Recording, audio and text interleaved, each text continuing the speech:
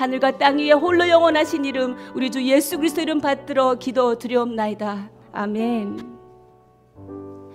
할렐루야. 오늘도 아침 예배 나오신 여러분들 주님의 이름으로 축복하고 환영합니다. 주님이 주신 하나님의 말씀, 우리 고린도전서 15장 35절부터 49절까지의 말씀입니다.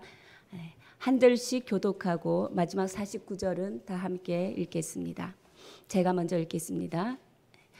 누가 묻기를 죽은 자들이 어떻게 다시 살아나며 어떠한 몸으로 오느냐 하리니 어리석은 자여 내가 뿌리는 씨가 죽지 않으면 살아나지 못하겠고 또 내가 뿌리는 것은 장래의 형체를 뿌리는 것이 아니요 다만 밀이나 다른 것의 알맹이 뿐이로되 하나님이 그 뜻대로 그에게 형체를 주시되 각 종자에게 그 형체를 주시느니라. 육체는 다 같은 육체가 아니니 하나는 사람의 육체요 하나는 짐승의 육체요 하나는 새의 육체요 하나는 물고기의 육체라. 하늘에 속한 형체도 있고 땅에 속한 형체도 있으나 하늘에 속한 것의 영광이 따로 있고 땅에 속한 것의 영광이 따로 있으나 해의 영광이 다르고 달의 영광이 다르며 별의 영광도 다른데 별과 별의 영광이 다르도다. 죽은 자의 부활도 그와 같으니 썩을 것을 심고 썩지 아니할 것으로 다시 살아나며 욕된 것으로 심고 영광스러운 것으로 다시 살아나며 약한 것으로 심고 강한 것으로 다시 살아나며 육의 몸으로 심고 신령한 몸으로 다시 살아나니 육의 몸이 있은즉 또 영의 몸도 있느니라. 기록된 바 첫사람 아담은 생명이 되었다 함과 같이 마지막 아담은 살려주는 영이 되었나니 그러나 먼저는 신령한 사람이 아니요 육의 사람이요 그 다음에 신령한 사람이니라. 첫사람은 땅에서 났으니 흙에 속한 자이거니와 둘째 사람은 하늘에서 나셨느니라. 무릇 흙에 속한 자들은 저 흙에 속한 자와 같고 무릇 하늘에 속한 자들은 저 하늘에 속한 이와 같으니 다 함께 읽겠습니다. 우리가 흙에 속한 자의 형상을 입은 것 같이 또한 하늘에 속한 이의 형상을 입으리라. 아멘. 네. 고린도전서 15장 부활장으로 계속해서 우리에게 부활에 대하여 말씀하고 계십니다. 기독교는 부활을 빼고는 말할 수 없죠. 성경에도 부활을 설명할 때 여러 시각의 설명이 존재하고 있습니다. 그리스도의 부활, 또 그리고 죽은 영이 다시 살아나는 것, 그리고 육체의 부활, 이런 여러 가지 다양한 시각의 부활을 설명하고 있습니다. 오늘 고린도전서에서 사도 바울이 우리에게 부활을 설명할 때는 우리가 한 가지 기억해야 할 것이 있습니다. 이 서신의 독자가 누구이냐라는 것입니다. 이 서신의 독자, 수신자는 바로 고린도 교회 성도라는 것입니다. 바로 믿는 자들이라는 것입니다. 신자들에게 지금 부활에 대하여 말하고 있다라는 것이지요. 우리가 믿는 사람들에게 부활을 설명할 때와 믿지 않는 사람들에게 부활을 설명할 때 우리는 다르다는 것입니다. 부활에 관한 팩트, 그 이해와 개념, 그것을 설명하는 것보다 더 큰 한 단계 더 깊이 있는 이야기를 하고 싶어 한다라는 것을 우리가 알았으면 좋겠습니다. 그것이 무엇입니까? 바로 부활신앙이 가지는 소망, 그리고 약속, 그리고 승리가 나의 현실, 우리의 현실에 어떻게 적용되느냐, 그리고 부활이라는 약속이 가지는 그 이해 속에서 나에게 주어진 오늘을 어떻게 살아가야 하는가에 대한 해석이 있어야 하는 것입니다. 우리 35절 다시 한번 읽겠습니다. 시작. 누가 묻기를 죽은 자들이 어떻게 다시 살아나며 어떠한 몸으로 오느냐 하리니. 네. 이런 질문 여러분도 많이 해보셨으리라 생각합니다. 그러면 죽은 자들이 어떤 몸으로 부활하느냐? 몇 살로 부활하느냐? 팔팔한 30대로 다시 태어나느냐? 아니면 내가 죽었을 때의 그 몸으로 다시 태어나느냐? 죽었을 때 나이로 부활하느냐? 네, 우리의 관심사이기도 합니다. 그러나 성경은 아무도 자세히 모른다라고 대답합니다. 하나님이 모든 걸 자세히 가르쳐 줬으면 좋겠는데 정확하게 성경은 이렇다 가르쳐 주지 않고 있다라는 것입니다. 근데 오늘 바울은 본문을 통해서 이 세상의 여러 가지 원리들을 들어서 두 가지 종류의 몸에 대해서 설명하고 있는 것을 우리는 알 수 있습니다.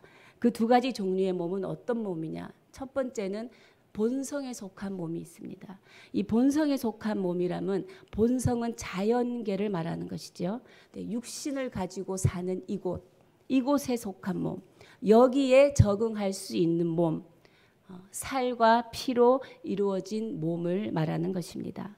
두 번째는 영에 속한 몸을 말하고 있습니다. 영에 속한 몸은 나중에 우리가 부활하게 되면 하나님이 계신 곳에 가서 살게 됩니다.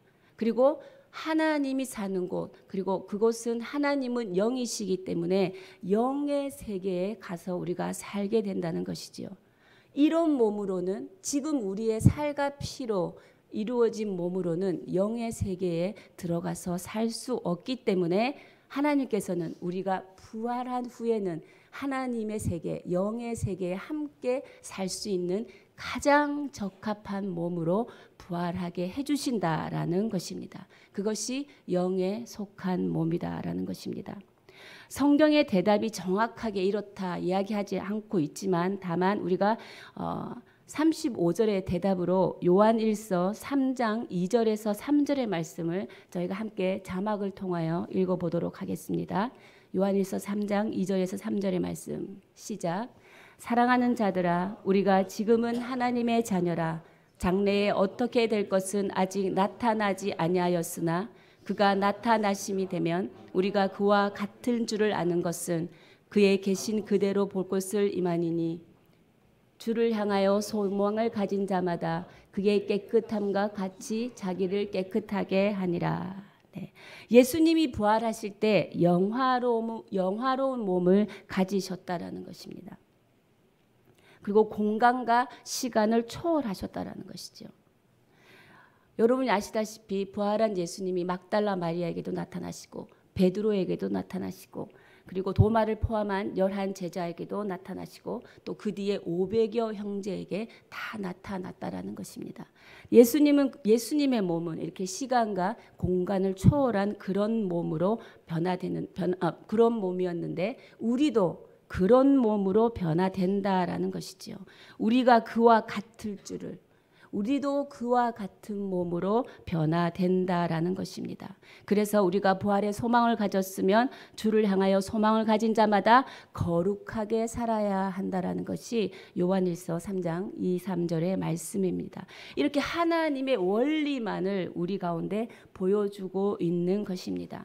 그러나 우리가 하나 알 수 있는 것은 우리가 부활할 때는 우리가 상상할 수 없을 정도로의 우리의 몸이 되고 그리고 우리가 하나님의 본성에 참여할 수 있는 그런 몸이 될 것이다라는 것입니다. 이것은 우리가 한 번도 체험한 적이 없는 것입니다. 그래서 아무도 정확하게 알 수는 없다라고 말하고 있습니다. 근데 36절부터 38절까지 사도 바울은 오늘 시의 비유를 통하여서 우리에게 부활에 대한 교훈을 주고 있습니다. 36절부터 38절 다 함께 읽겠습니다. 시작. 어리석은 자여 내가 뿌리는 씨가 죽지 않으면 살아나지 못하겠고 또 내가 뿌리는 것은 장래의 형체를 뿌리는 것이 아니요 다만 밀이나 다른 것의 알맹이 뿐이로되 하나님이 그 뜻대로 그에게 형체를 주시되 각 종자에게 그 형체를 주시느니라. 네. 어리석은 자여 35절 같은 질문을 하는 어리석은 자여 네가 뿌리는 씨가 죽지 않으면 살아나지 못하겠고라고 말하고 있습니다. 씨는 어떻습니까? 씨는 작고 또 아무런 형체가 없습니다. 근데 그 씨가 땅에 떨어져서 썩어버려야 어떻게 됩니까? 그 씨는 자라나서 활짝 꽃을 피운다라는 것이죠. 그 씨의 형체, 처음에 그 자그마한 아무것도 아닌 그 자그마한 씨의 형체와는 비교가 되지 않을 정도로, 상상할 수 없을 정도로 아름다운 꽃을 피우는 것 같은 것이 바로 부활의 몸이다라는 것입니다. 첫 번째, 부활은 죽음을 전제로 한다라는 것입니다. 먼저 죽어야 한다. 그 후에 다시 살아나는 것이 부활이다. 죽음이 부활을 만든다라는 뜻입니다. 왜 우리를 사망의 무덤, 죽음에 보내어서 부활이라는 영광을 잊게 하느냐? 죽음과 같은 삶, 사망의 무덤과 같은 삶, 그것은 어떠한 삶을 말합니까? 사방에 우겨싸임을 당하여서 어떠한 한 길도 보이지 않는 삶입니다. 그리고 맨날 지는 자와 같은 삶입니다. 고난과 고통과 실패와 좌절과 후회와 원망과 비난이 있는 그런 삶인 것입니다. 그런 죽음과 같은 삶 속에서 너희들이 살아가야 하는 것이, 그 삶의 현실 속에서 너희들이 살아내야 하는 것이 바로 죽음을 이기는 삶이요 부활 생명을 사는 삶이다라고 오늘 씨의 비유를 통해서 말하고 있습니다. 왜? 씨는 죽어서 밀알이 되어 하늘에 떨어져 죽지 아니하면 열매를 맺지 못하기 때문입니다. 씨는 마치 버린 것과 같습니다. 씨는 마치 죽은 것과 같다라는 것이죠.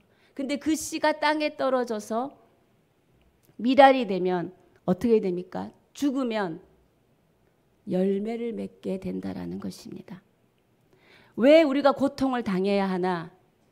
우리가 그 고통에서 그 고통을 감내하고 인내하고 감수하여 죽음과 같은 삶을 살아내면 우리는 그 속에서 부활의 생명으로 인도하시는 예수 그리스도의 은혜를 경험하게 된다라는 것입니다. 우리의 현실이 그렇습니다. 우리의 현실이 어디에서 깊은 교훈을 얻습니까? 좌절과 슬픔 속에서 우리는 깊은 교훈 그리고 유익함을 얻기 때문입니다. 그러나 여러분, 현실을 겁낼 필요가 없습니다. 사망이 이기는 것 같이 보이나 그렇지 않습니다. 땅이 너희를 삼켰다 할 것이지만 그렇지 않습니다. 우리는 지금 심기워지고 있기 때문입니다. 우리는 지금 심기워지는 중인 것입니다. 눈으로 우리의 믿음의 내용을 확인할 수 없지만 그 확인할 수 없는 길을 믿음으로 묵묵히 걸어가는 것이 우리가 한 알의 밀알이 땅에 떨어져 죽는 삶을 말하는 것입니다. 바로 이 부활의 삶은 죽는 삶, 죽음을 전제로 할 때 부활이 만들어진다라는 것입니다. 저는 이 시간 여러분을 축복하기를 원합니다. 여러분의 인생에 사방이 갇히고 길이 보이지 않습니까? 그리고 맨날 지는 것만 같고 사망의 어둠, 좌절, 실패만 내 앞에 있는 것 같습니까? 여러분, 믿음으로 선포합니다. 반드시 곧 꽃이 필 것입니다. 열매를 맺을 것입니다. 여러분, 지지 마십시오. 능력은 하나님께 있음을 고린도후서 4장 7절의 말씀을 또 한 번 붙들으시고 그 말씀을 붙든 자에게는 거꾸러뜨림을 당하여도 망하지는 않습니다. 오늘 그 축복이 여러분 가운데 있기를 축복합니다. 네, 두 번째, 부활은 몸으로 태어난 자라야 부활할 수 있다. 육체가 있어야 부활할 수 있다라는 것입니다. 먼저 우리가 46절 말씀을 47절 말씀을 먼저 보겠습니다. 시작. 그러나 먼저는 신령한 사람이 아니요 육의 사람이요 그 다음에 신령한 사람이니라. 첫사람은 땅에서 났으니 흙에 속한 자이거니와 둘째 사람은 하늘에서 나셨느니라. 네. 부활하려면 이렇게 반드시 순서가 있다라고 말하고 있습니다. 땅에 속한 것이 먼저이다. 하늘에 속한 것이 나중이다라는 것이죠. 영에 속한 사람이 되려면 먼저 이 땅에 태어나야 합니다. 몸으로 태어난 자라야, 육체를 가진 자라야 부활할 수 있다라는 것이죠. 왜냐하면 우리의 육체는 나중에, 우리의 몸은 나중에 부활하게 되는 알갱이가 되는 것입니다. 그리고 47절에 이렇게 말합니다. 첫 사람은 아담이요 둘째 사람은 예수다. 네. 우리는 아담의 후손으로 태어났기 때문에 우리는 태어나자마자 우리에게 죄를 갖고 태어나는 죄인의 운명이 있는 것입니다. 근데 49절은 이렇게 말합니다. 아담의 후손을 뭐라고 표현하느냐? 흙에 속한 자의 형상. 49절. 네, 흙에 속한 자의 형상이라고 표현하고 있습니다. 창세기 5장 3절을 보면 아담이 아들 셋을 낳았는데 아담이 130세에 자기 모양 곧 자기 형상과 같은 아들을 낳았다라고 말합니다. 우리는 아담의 형상을 아담의 형상으로 나아졌다라는 것이죠. 아담의 후손은 다 아담의 모양, 아담의 형상과 같이 나아졌다라는 것입니다. 아담의 형상을 갖고 태어난다라는 의미는 무엇이냐? 그 태어난 이들은 모두 결국 죄 때문에 죽음에 이르게 된다라는 것입니다. 아담의 형상을 갖고 태어난 모든 이들은 죽음에 이르게 된다라는 것이죠. 죄 때문에. 아담은 먹지 말라는 열매를 먹고 난 뒤에 죽음에 이르게 됩니다. 아담의 상태는 어떤 상태입니까? 육체는 살아있지만 영은 죽은 상태이죠. 생물학적으로는 살아있는데 내면적인 상태로는 죽은 것입니다. 우리 안에 그런 상태가 없습니까? 내가 지금 육체는 살아있는 것 같지만 나의 영의 내면적인 상태는 죽어있는 상태. 우리가 거리에 나가면 사람들이 육체로 걸어 다니고 있지만 그들 안에 내면은 죽어있는 상태. 그 많은 영혼들이 거리를 걷고 있는 것입니다. 하늘에 속한 이의 형상, 예수님의 향기입니다. 하늘에 속한 이의 형상, 하늘에 속한 이의 형상, 예수님의 향기는 무엇인가? 예수님의 말씀 대신 진리와 가치관으로 살아가는 사람들입니다. 자, 흙에 속한 형상은 어떤 사람들입니까? 아담의 냄새, 죽음의 냄새가 나는 사람들입니다. 이 냄새는 무엇입니까? 우리 안에 있는 이 죄의 냄새의 실체는 바로 이것입니다. 무엇을 먹을까? 무엇을 마실까? 어떻게 자랑할까? 이것들로 가득 채워준 이 아담의 냄새, 죽음의 냄새로 가득 채워준 내면적으로 죽은 육체의 상태라는 것입니다. 이 부활은 이 육체, 이 아담의 육체를 우리가 매일매일 매 순간 십자가에 쳐서 복종시킬 때 십자가에 못 박는 삶이 바로 부활 생명의 삶이다라고 말하고 있습니다. 매 순간 아담의 육체를 쳐서 우리는 죽음을 경험합니다. 그리고 그 죽음을 경험할 때 다시 살리시는 예수 그리스도의 역사가 임하는 것입니다. 예수님을 믿는다는 것은 바로 이것입니다. 일그러진 아담의 형상을 하나님께서 우리를 처음 만들어주신 하나님의 형상으로 회복하는 것, 하나님의 형상으로 복귀시키는 것, 이것이 예수님을 믿는 것입니다. 그리스도의 형상을 가지게 되며 우리는 하나님의 본성에 참여하는 그런 사람이 되는 것이지요. 바로 예수 그리스도의 십자가로 말미암아 우리는 하나님의 형상으로 복귀될 수 있다라는 것입니다. 저와 여러분 안에 있는 아담의 냄새, 육체의 정욕, 안목의 정욕, 이생의 자랑을 십자가에서 죽이시고 다시 살리시는 예수 그리스도로 말미암아 부활 생명을 살아가는 인생 되시기를 축원합니다. 이렇게 부활은 우리가 죽어서 간다는, 죽어서 천국 간다는 이 개념보다 더 깊은 이해를 우리 가운데 요구하고 있다는 것입니다. 부활은 현재성을 가집니다. 오늘을 부활의 능력으로 살아가라는 것이 바로 부활 생명의 삶인 것입니다. 예수 믿는 사람이 나는 부활을 믿습니다라고 할 때 이렇게 생각합니다. 우리가 언젠가는 생물학적으로 죽을 것이고 그럼에도 불구하고 나는 다시 살아난다. 내가 육체적으로 다시 살아날 것이다. 라고 이런 단편적인 이해를 가지고 있다는 것이죠. 그러나 부활은 그것만이 부활이 아닌 것입니다. 여기 바로 이 시간 오늘을 부활의 능력으로 살아내는 부활의 현재성, 그것이 부활의 생명의 삶인 것입니다. 오늘의 삶이 왜 중요합니까? 우리의 인생에 어떤 큰 위대한 꿈 그리고 어떤 큰 위대한 일을 해서 우리의 인생이 위대한 것이 아닙니다. 매일매일 반복되는 우리의 일상들, 새로운 것이 없을 정도로 나는 새로운 무엇인가를 하고 싶은데 매일매일 주어지는 똑같은 반복을 해야 되는 일상들, 그리고 매일 직면해야 되는 좌절들, 그리고 고난들, 고통들, 이러한 사소한 오늘을 사는 것이 우리가 부활의 생명을 산다라고 말하는 것입니다. 말할 수 있다라는 것이죠. 사소한 오늘을 살아내야 한다라는 것입니다.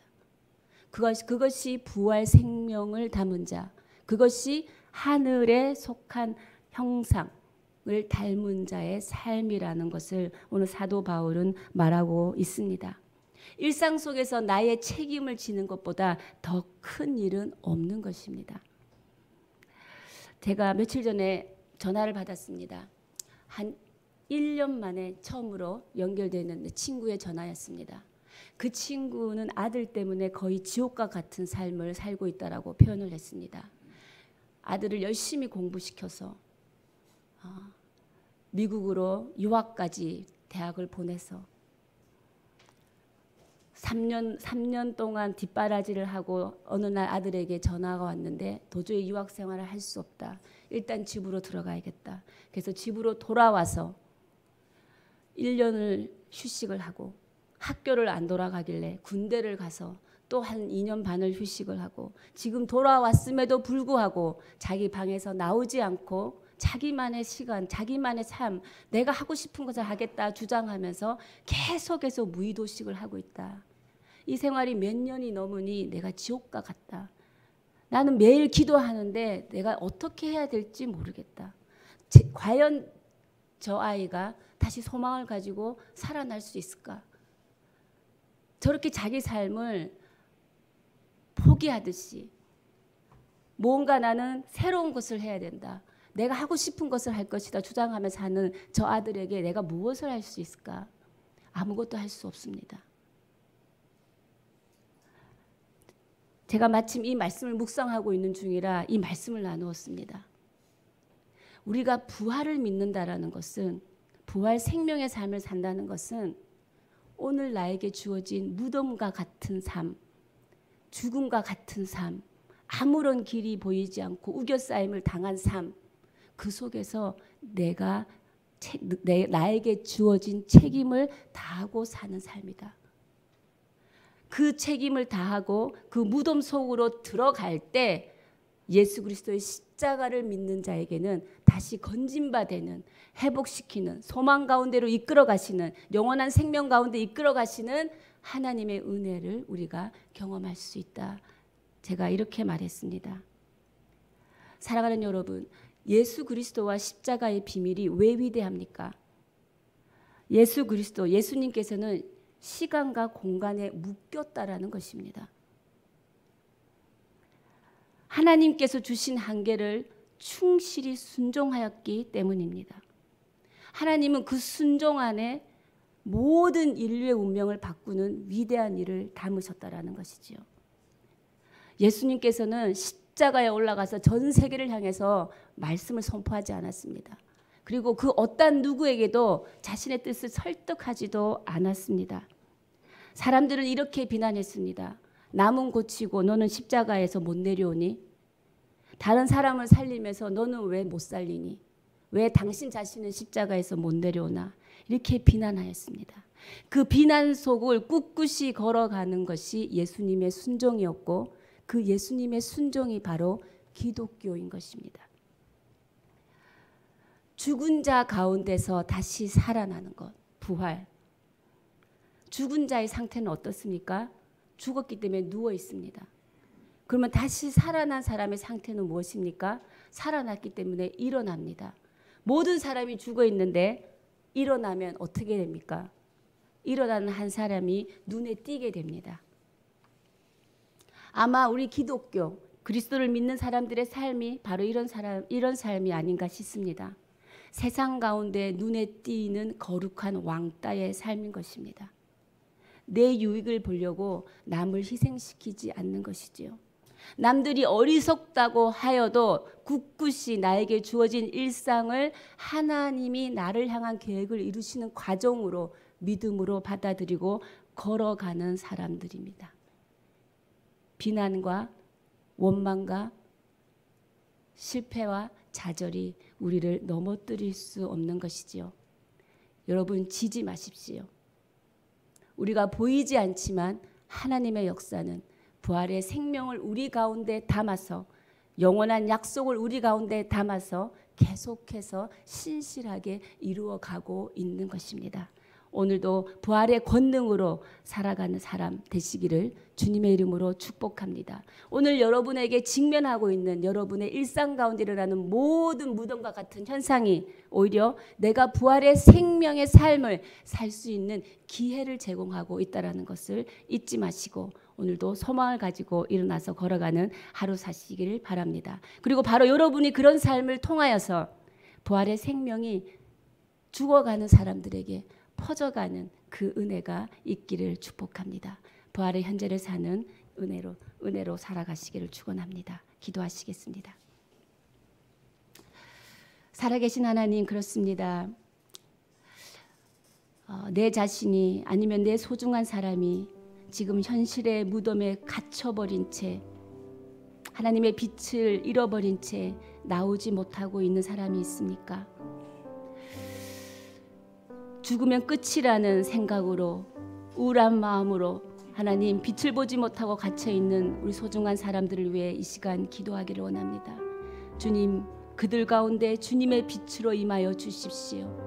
예수의 빛으로 임하여 주시어서 그들이 하나님을 알게 하여 주시옵소서.